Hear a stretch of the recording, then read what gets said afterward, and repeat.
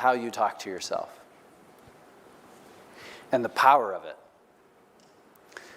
You know, some of these examples I'm going to share with you are fresh in my mind because I was just reading an NPR article, but there's so many, you should look at them.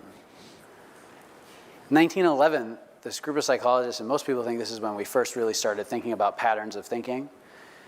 By accident one day they noticed, and I guess in 1911 it was like really fashionable for women to wear really big hats, right?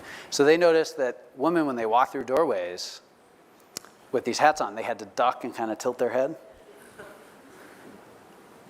They did it even when they didn't wear their hats. And they were like, why is that?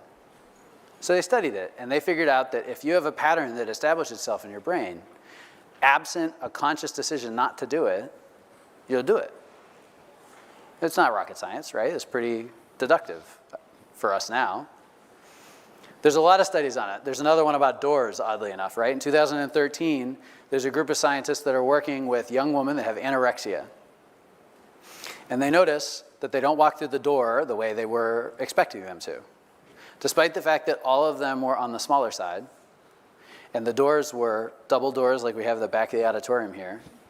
They walked through sideways, like they were sneaking past someone, right? Or squeezing through, despite the fact that there was plenty of room.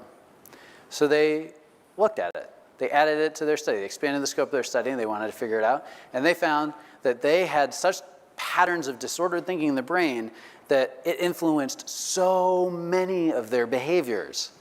And the crazy thing, like how they walk through doors, and the crazy thing about it is that they had no idea that they had these patterns of thinking running that way in their brain, and they were not aware of the influence on their behavior all the time.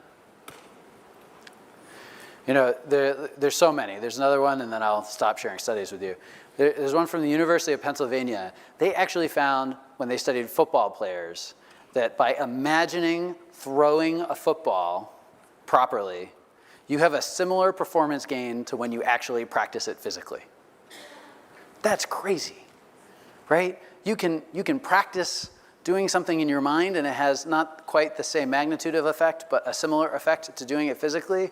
Is really unbelievable. Now, I didn't know any of this then, right?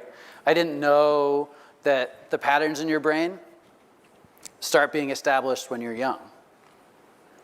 All of the messages that you all hear when you were younger, all the messages that you hear right now, even the ones you're not aware of, they get in somehow. And the more you hear something, the more it takes root. The more your brain accepts it, even if you disagree with it.